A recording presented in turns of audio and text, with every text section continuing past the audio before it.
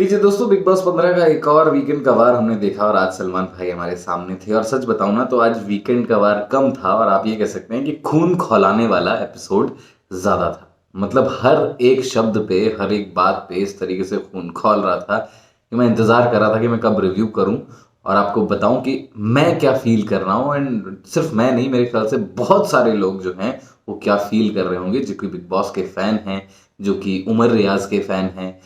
और जिस तरीके से ये पूरा वीकेंड का वार घटा है, जिस तरीके से फराह खान भी आई थी और फिर ये भी हुआ है, बहुत कुछ है आज बात करने के लिए। तो एंड तक आप मेरे साथ रहिएगा। बहुत सारी बातें हैं जहां पर मैं बहुत सारी बातें कहना चाहता हूं। दिमाग घूम रहा है बुरी तरीके से, तो शुरुआत कर देते हैं। अच्छा लगा आज सबसे पहले तो एक चीज देख करके, सिद्धार्थ शुक्ला का बर्थडे था, सिद्धार्थ भाई को याद किया गया, उनको एक ट्रिब्यूट दिया गया। एक्सपेक्टेड नहीं था, तो जब अनएक्सपेक्टेड चीजें होती हैं और इस तरीके की चीजें होती हैं तो देखकर अच्छा लगता है। फिर दोस्तों वीकेंड का वार शुरू होता है। एक तो मुझे ये समझ में नहीं आया कि फराह खान क्या कम बेइज्जती करके गई थी कंटेस्टेंट्स की, स्पेशली कुछ कंटेस्टेंट्स की, जिस तरीके से प्रतीक और उमर की बेइज्जती की गई थी। और आज हमने देखा कि रही सही कसर जो है, आज जो है सलमान खान पूरी करने आ गए। जी हाँ, सलमान भाई ने आज जिस तरीके से इंसल्ट की है, जी हाँ, इसके अलावा कोई और वर्ड नहीं है, इंसल्ट की है। और इसी के बारे में आज हम बात करेंगे कि जो जो बातें कही गई हैं उस पर क्या मेरा रिएक्शन है, क्या आपका रिएक्शन है, आप भी कमेंट सेक्शन में जरूर बताइएगा। शुरुआत कर देते हैं बिना किसी नाटक नौटंकी के, बिना किसी ड्रामे के शुरुआत कर देते हैं। और आज कोई नहीं, मैं नहीं बोलूंगा कि नाटक नौटंकी ड्रामा ये और वो, सीधे पॉइंट पर आते हैं और रिव्यू की शुरुआत करते हैं। आप मुझे इंस्टाग्राम पर फॉलो कर सकते हैं, यूजर नेम है RJ_IG। हाँ जी, तो सलमान भाई आते हैं और सलमान भाई आके सबसे पहले कहते हैं कि सैल्यूट टू गर्ल्स। स्पेशली किन लड़कियों की बात हो रही थी यहाँ पर, शमिता शेट्टी और तेजा की। और बाकी लोगों के लिए बोले कि भाई मर्द हैं, क्या है, मैं क्या बोलूं, इस तरीके से वो बोलते हुए नजर आए। यहाँ पर मुझे समझ में नहीं आया तो सलमान भाई ने कहा कि वेल डन और सल्यूट करता हूं मैं शमिता शेट्टी को और तेजा को। लेकिन मुझे ये समझ में नहीं आया कि ये सल्यूट क्यों किया गया। मतलब यार, तो उसके पीछे कोई बहुत स्ट्रांग रीजन हो तो समझ में आता है कि भाई आपने सल्यूट किया है, लेकिन यहाँ पर मुझे वो रीजन ही समझ में नहीं आया कि यहाँ सल्यूट करने वाली कौन सी बात बनती थी। मतलब किस बात पे सल्यूट किया जा रहा है यही समझना बड़ा मुश्किल था। अब जो रीजन दिए गए कि भाई तेजा जो है, करण कुंद्रा ने ये कुछ कहा, वो सहती रही, रिश्ते संभाले इन दोनों लड़कियों ने।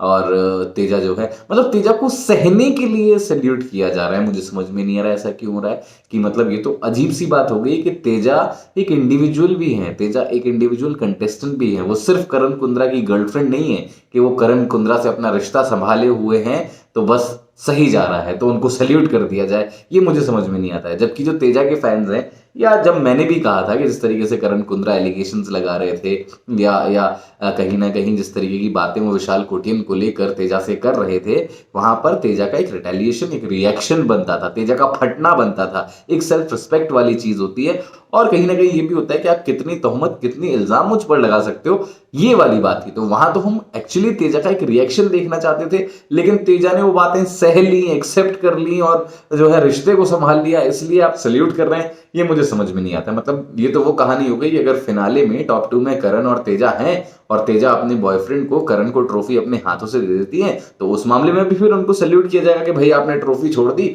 और करण कुंद्रा को ट्रॉफी दे दी, आपने रिश्ता अपना बचाए रखा। ये बड़ी हैरानी की बात है भाई, जो मेरे सर के ऊपर से निकली है। फिर हम देखते हैं कि शमिता शेट्टी को सल्यूट किया जाता है। अब यहां पर मैं छोड़ो, शमिता शेट्टी खुद सरप्राइज थी कि भैया मैंने इस हफ्ते पूरा ऐसा क्या कर दिया कि मुझे सल्यूट किया जा रहा है। ये तो बड़ी हैरानी की बात थी कि आखिर आप मतलब सोचने बैठ जाओ ना कि इस हफ्ते के जितने एपिसोड निकले हैं, ऐसा शमिता शेट्टी ने क्या किया है जिस पर उनको सल्यूट किया जा रहा है। देखो प्रॉब्लम ये है कि शमिता शेट्टी जो है इस हफ्ते बिल्कुल दिखी नहीं है, ज्यादा कुछ ऐसा खासा वो करती हुई नजर आई नहीं है। लेकिन क्या करे भाई, शमिता शेट्टी को तो क्वीन बनाना है, उनको हमेशा सिंहासन के ऊपर बिठाना है, उनको हर वीकेंड का वार में हाईलाइट करना है, गुड लाइट में दिखाना है। और इस हफ्ते तो कुछ गुड लाइट में दिखाने को था नहीं, तो चलिए भाई यही कर देते हैं कि भाई विशाल के बारे में तुमको लोगों ने ये बोला, वो बोला, ऐसा बोला, बस वैसा बोला, तुम लेकिन टिकी रही, ये किया वो किया। लॉजिक ही समझ में नहीं आया कि इस पर सैल्यूट क्यों बनता है भैया। तो यहां पर सिर्फ शमिता शेट्टी को क्वीन बनाने के लिए इस वीकेंड का वार में बेवजह का एक सैल्यूट दे दिया गया। मतलब सैल्यूट इस तरीके से दे दिए जाते हैं, बिना किसी रीजन के दे दिए जाते हैं। अब तो ये तो बड़ा सवाल सैल्यूट पे हो गया भाई। अब यहाँ पर हम देखते हैं कि भैया चलिए ये पूरा मामला समाप्त हुआ, तेजा को आपने सैल्यूट कर दिया, सब कुछ कर दिया, फिर आप जो है करण कुंद्रा को पकड़ते हैं, उनकी इनसिक्योरिटी पर उनकी तगड़ी बैशिंग करते हैं आप एक तरीके से। करण कुंद्रा को भी आप बहुत कुछ सुना देते हैं यहाँ पर भाईजान।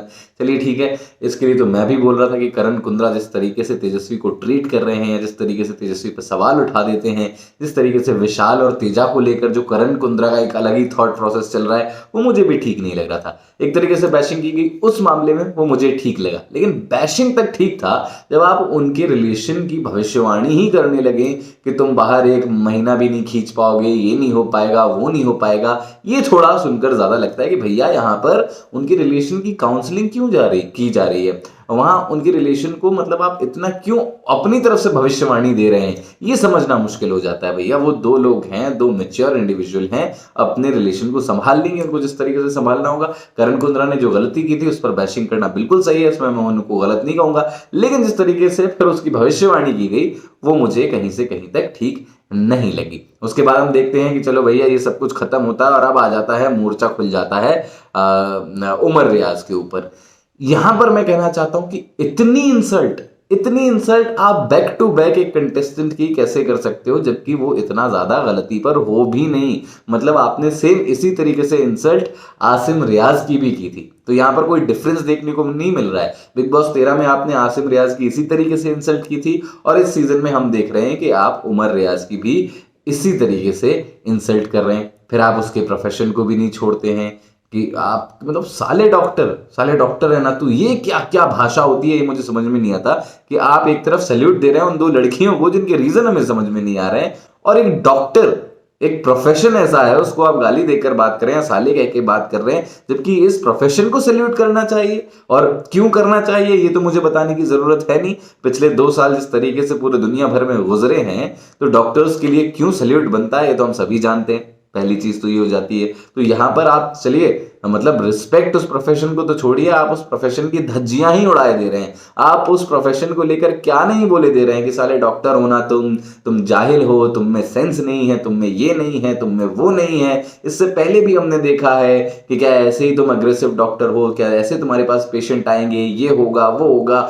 ये मतलब उसके प्रोफेशन को लेकर आपने इतनी खींचतान मचा दी है, मजाक बना दिया एक सामने वाले के प्रोफेशन का, मुझे ये समझ में नहीं आता है। और सबसे इंपॉर्टेंट बात ये है कि जिसके प्रोफेशन पर आप इतनी बातें कर रहे हैं, आपको बता दें कि यहां पर हम उमर रियाज को एज अ डॉक्टर नहीं देख रहे हैं, एज अ डॉक्टर जज नहीं कर रहे हैं। यहां पर हम उमर रियाज को एज अ कंटेस्टेंट देख रहे हैं, एज अ पर्सनैलिटी देख रहे हैं कि भैया वो क्या पर्सनैलिटी है। और देखो भैया, रियल पर्सनैलिटी बिग बॉस के शो में सामने आती है, और जो रियल पर्सनैलिटी यहां पर उमर रियाज की सामने आ रही है वो एक्चुअली जनता पसंद कर रही है। तो यहां पर आप वो डॉक्टर वाला बार बार प्रोफेशन ले आएंगे तो भैया ये कोई डॉक्टरी का शो तो है नहीं, ये पर्सनालिटी का शो है। यहाँ एज अ कंटेस्टेंट हम उमर रियाज को देख रहे हैं, एज अ डॉक्टर वो कैसे हैं या डॉक्टर्स कैसे होते हैं ये हमने बीते समय में बहुत अच्छे से देखा है। फिर से वही बात मैं कहना चाहूंगा यहाँ पर, और सिंपल भाषा में कहूं तो यहाँ पर ये जो सब कुछ हुआ है इसको आप एक टीआरपी स्टंट कह सकते हैं। मैं क्यों टीआरपी स्टंट कह रहा हूं,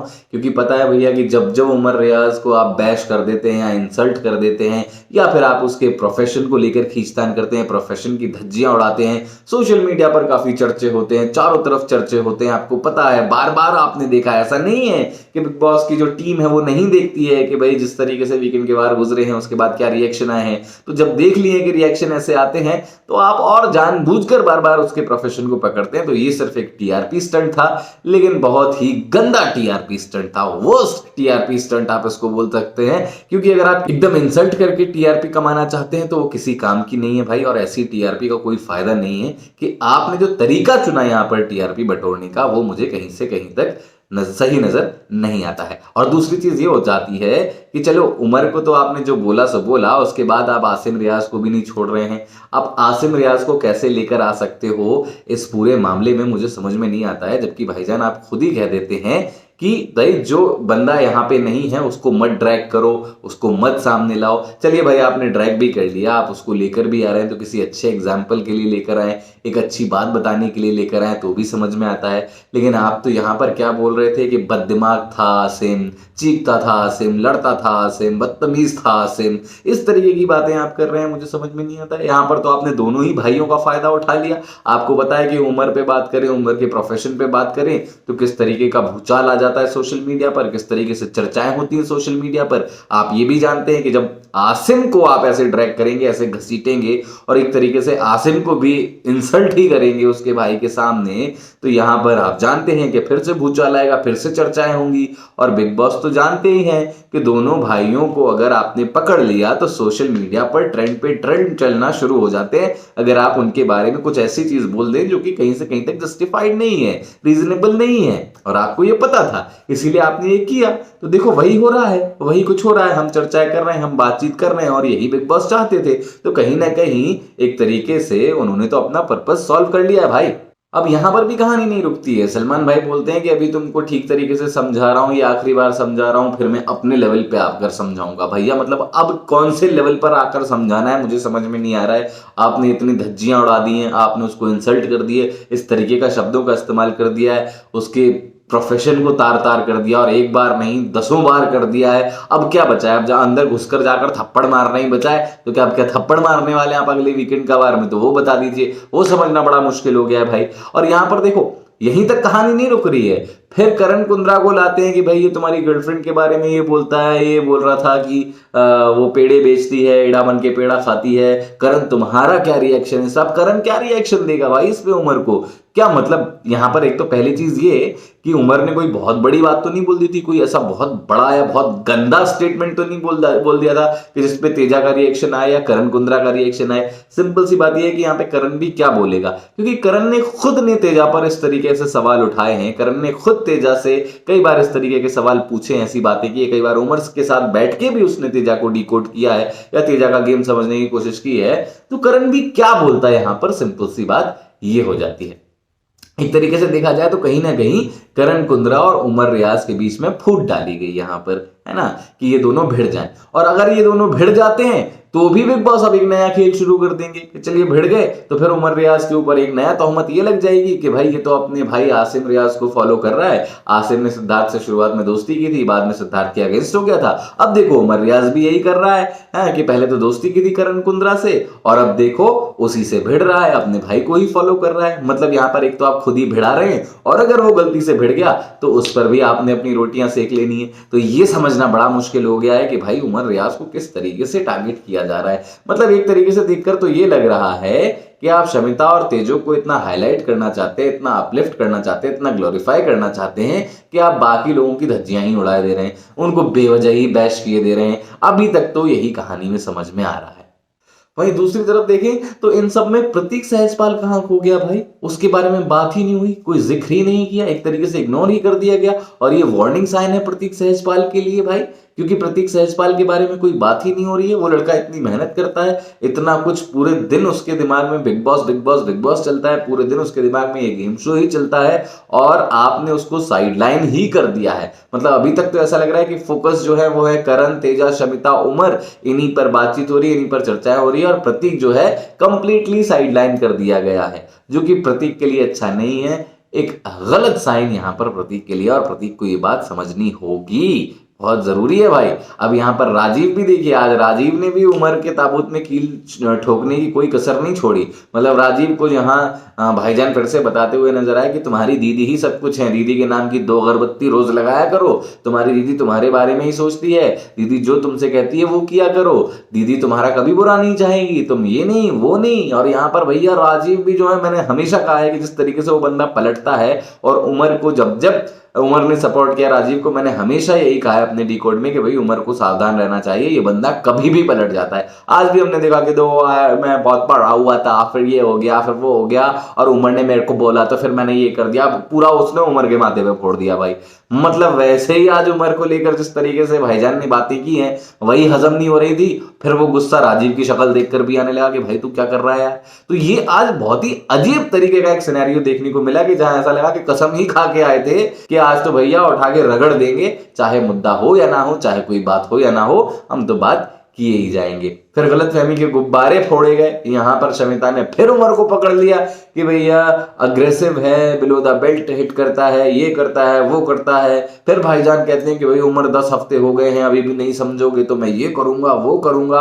भाई क्या चाहते हो यार उस बंदे से, मुझे समझ में नहीं आ रहा है। ऐसा क्या ही कर दिया उस बंदे ने जिस तरीके के रिएक्शन आ रहे हैं, जबकि इस घर में ऐसा ऐसा हो गया है, लोगों को उठा उठा के पटका गया है, न जाने क्या क्या किया गया है, तब कोई रिएक्शन नहीं आए। तब जो है सिखाया गया कि गेम कैसे खेलना है, तब बड़े ही सॉफ्ट तरीके से उनको समझाया गया कि आप गलत कर रहे हैं। यहाँ पर आप बेवजह ही किसी को लताड़े जा रहे हैं जिसका कोई सर पैर नहीं है, और आप इस तरीके का शब्दों का इस्तेमाल कर रहे हैं जो कि देखकर अच्छा नहीं लग रहा है। उसके भाई को आप बददिमाग बोल रहे हैं, बदतमीज बोल रहे हैं, उसको बोल रहे हैं साले डॉक्टर।